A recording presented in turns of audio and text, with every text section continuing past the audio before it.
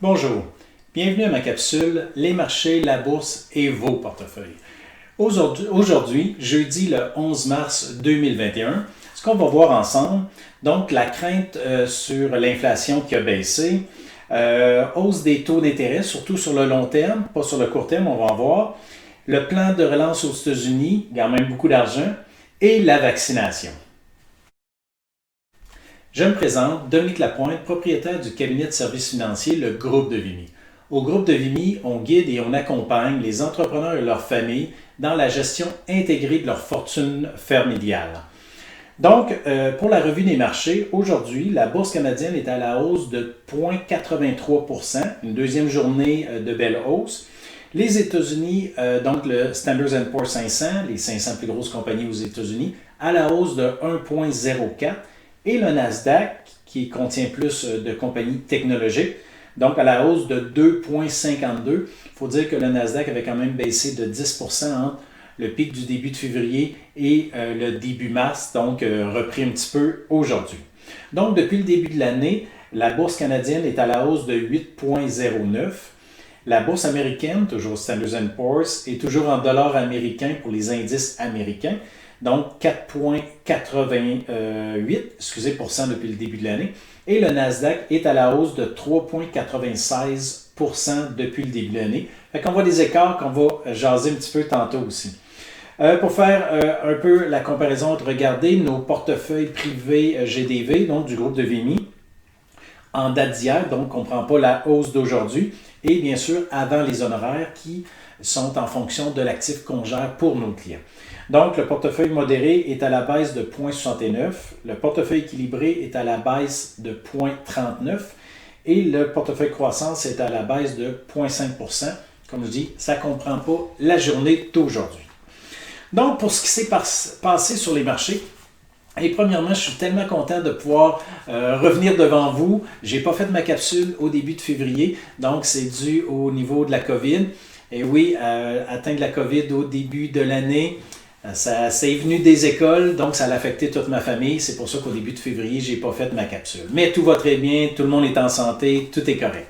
Donc, sur les marchés aujourd'hui, une des choses qui a aidé au marché à monter, c'est la baisse des craintes vis-à-vis de l'inflation. Donc, les taux d'inflation aux États-Unis, c'est quand même le marché un des plus importants. Donc, les taux d'inflation correspondaient aux attentes. Donc, même l'inflation de base un petit peu plus basse à 1,4 alors que l'inflation globale 1,7 %. Donc, correspondait aux attentes pour le base un petit peu en bas. Donc, ça a rassuré les marchés. Parce qu'on va le voir un petit peu plus tard, il y avait peur de l'inflation parce que les taux obligataires aussi ont monté beaucoup. C'est ça qui a freiné le marché là, depuis à peu près 2-3 semaines. Une autre chose aussi, c'est au niveau des inscriptions au chômage aux États-Unis. Donc, c'était plus bas que ce qui était prévu. Donc, ça a aidé aussi le marché. On voit que la reprise, au niveau du chômage, l'économie va bien en général, mais il y a certains endroits que ça va mal, mais aux États-Unis, la vaccination va quand même très, très bien. Une des choses aussi, c'est le plan de relance qui a été signé hier. Donc, c'est 1 900 milliards de dollars qui vont être injectés dans l'économie dans les prochaines semaines, même j'allais dire les prochains jours, parce qu'il y a des chèques qui vont être envoyés aux gens directement aux États-Unis et dans les prochains mois. Donc, c'est un autre moyen de relancer l'économie sur les secteurs qui étaient peut-être plus difficiles en même temps que la réouverture dans plusieurs États.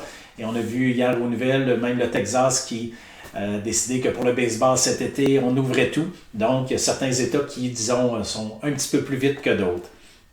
Au niveau de la vaccination, donc, il progresse très bien, entre autres aux États-Unis. Donc, on a vu 20 quelques % des gens qui ont reçu leur première dose. Donc, c'est quand même rapide. Donc, il y a beaucoup de progression par rapport à ça. Disons qu'on va revenir à une certaine normalité et regardez mes guillemets. Probablement aux États-Unis cet été, pour nous probablement plus cet automne, parce qu'on a pris du retard au niveau de la vaccination relativement à certains autres États, pays. Donc, ça devrait être plus cet automne. Et c'est sûr qu'il va y avoir des choses qui ne seront pas revenues complètement à la normale.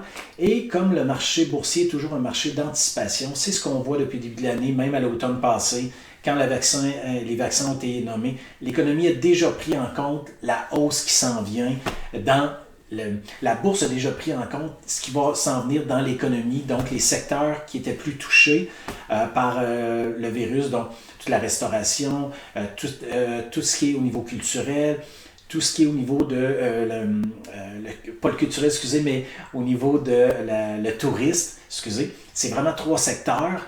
Bon, c'est des secteurs que les salaires étaient plus bas, donc ça a moins affecté au niveau général de l'économie, au niveau du chômage, donc de ces personnes-là. Ça va faire une grosse différence, la vaccination, de reprendre une vie normale. Tout ça, ce que je vous dis, c'est toutes des bonnes nouvelles, et ça a amené depuis le début de l'année une hausse quand même assez importante des taux d'intérêt à long terme. On dit souvent que c'est les obligations à 10 ans qu'on regarde pour le long terme. Donc, ça a une hausse assez importante aux États-Unis qui s'est calmée dans les derniers jours. C'est pour ça que la bourse a repris. Mais on voit vraiment un changement de ton, changement de secteur qui s'en vient. Et même, c'est sûr que les taux obligataires à court terme ne monteront pas de sitôt.